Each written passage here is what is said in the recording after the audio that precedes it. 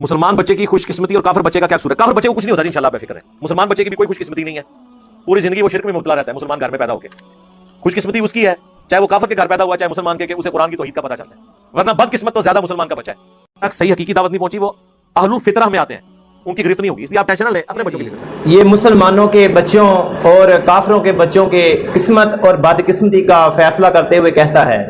کہ مسلمان بچے کی کوئی خوش قسمتی نہیں ہے کہ وہ مسلمانوں کے گھر میں پیدا ہوا ہے, لیکن کہتا ہے کہ کافر کے بچے کو کچھ نہیں ہوتا. پھر کہتا ہے بد قسمت ہوتا ہے وہ جو مسلمانوں کے گھر میں پیدا ہوتا ہے, کیونکہ کہتا ہے کہ مسلمان مشرک ہو جاتا ہے لیکن ان تک دین کی تبلیغ نہیں پہنچ پاتی, اس لیے چانس ہیں کہ کافر کو جو اللہ معاف کر سکتا ہے لیکن مسلمان کو معاف نہیں کرے گا کیونکہ وہ مشرک ہو جائے گا. اس لیے مسلمانوں کے گھر میں پیدا ہونا کوئی خوش قسمتی نہیں. پہلے میں آپ کو یہ بتاتا ہوں کہ مسلمانوں کے گھر میں پیدا ہونا, رسول اللہ صلی اللہ علیہ وسلم کی امت سے پیدا ہونا کتنی بڑی خوش قسمتی ہے, اور اس خوش قسمتی کو پانے کے لیے کس کس کی خواہش تھی کہ یا اللہ ہمیں ایسا خوش نصیب بنا دے کہ ہم رسول اللہ صلی اللہ علیہ وسلم کے امتی پیدا ہوں. دلائل النبوت اور مستدرک الحاکم اور دیگر کتب احادیث میں یہ حضرت عیسیٰ علیہ السلام کی یہ دعا موجود ہے, یہ مذکور ہے عیسیٰ علیہ السلام کی دعا کہ انہیں دعا یا اللہ مجھے نبی کریم صلی اللہ علیہ وسلم جو امام الانبیاء ہیں, اے اللہ مجھے ان کی امت سے پیدا فرما. دیکھیں جی, جس امت میں پیدا ہونے کی خواہشیں نبی کرے,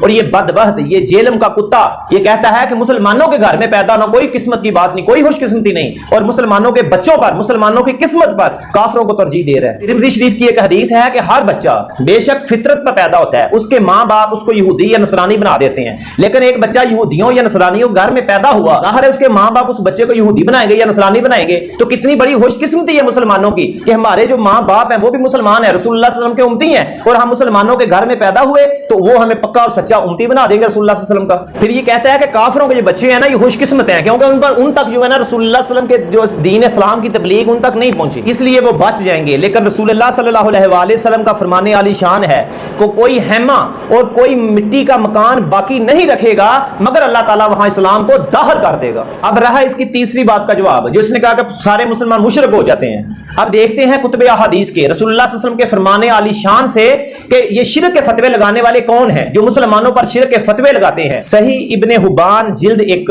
صفحہ 108 پر یہ حدیث موجود ہے, اور سند اس حدیث کی اتنی عظیم ہے کہ ابن کثیر نے کہا ھذا اسناد جید, اور امام احمد بن حنبل اور یحییٰ بن معین جیسے اس حدیث کو بیان کر رہے ہیں. حضرت حذیفہ بن یمان رضی اللہ عنہ جو فتنوں کی احادیث بیان کرنے کے اسپیشلسٹ ہیں, وہ بیان کرتے ہیں کہ رسول اللہ صلی اللہ علیہ وآلہ وسلم نے فرمایا کہ مجھے تم پر ایک ایسے بندے کا خطرہ ہے جو قرآن ہاتھ میں پکڑ کر چادر اوڑھ کر آئے گا مگر ہے اتنا درندہ. سرکار فرماتے ہیں وہ آنے والا شخص جس کے ہاتھ میں قرآن ہے, چادر اوڑھی ہوئی ہے, لبادہ اس نے اڑا ہوا ہے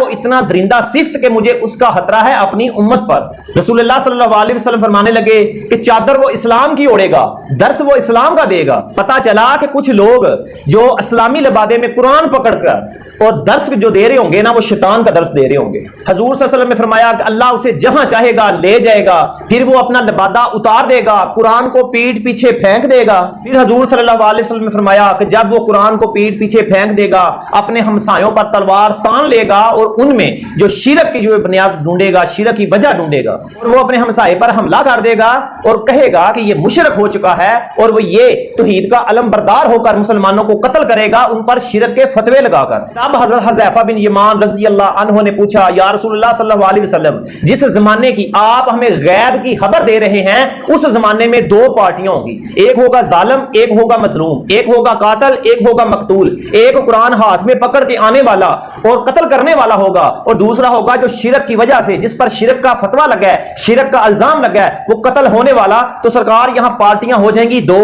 تو آپ ہمیں بتا دیں ان میں حق والا کون ہوگا, مجرم کون ہوگا, مکار کون ہوگا, جھوٹا کون ہوگا, مجرم کون ہوگا, کس کا جرم کس کا ظلم ہوگا. تو نبی صلی اللہ علیہ وآلہ وسلم نے فرمایا وہی جس کے ہاتھ میں قرآن ہوگا جو شرک کا الزام لگا کر قتل کرنے والا قاتل اصل میں وہ ہی مشرک ہوگا. پھر سرکار نے فرمایا کہ چونکہ وہ ہمسایہ اس کا مشرک نہیں تھا تو وہ شرک کا جو اس نے الزام لگایا تھا نا وہ واپسی اس پر پلٹ جائے گا اور مسلمانوں کو مشرک بنانے والا خود مشرک بن جائے گا. اور پھر فرمایا اے صحابہ سن لو میری امت میرے بعد شرک نہیں کرے گی. رسول اللہ صلی اللہ علیہ وسلم کا فرمان عالی شان ہے کہ میری امت میرے بعد شرک نہیں کرے گی. ہاں دنیا کی محبت میں مبتلا ہو جائے میری امت, مجھے اس بات کا اندیشہ ہمیشہ ہے، لیکن میری امت میرے بعد شرک نہیں کرے گی. اور یہ بدبخت، یہ ملعون، یہ مرزا، یہ کاذب، یہ جہنمی، یہ جیل میں یہ کہہ رہا ہے کہ مسلمانوں کے گھر میں پیدا ہونا کوئی قسمت کی بات نہیں، کیونکہ مسلمان مشرک ہو جاتا ہے، جبکہ رسول اللہ صلی اللہ علیہ وسلم فرما رہے ہیں کہ میری امت میرے بعد شرک نہیں کرے گی. تو خدارا اس انجینئر محمد علی مرزا جیل میں یہ دجال کا فتنہ ہے، یہ شر پسند بندہ ہے،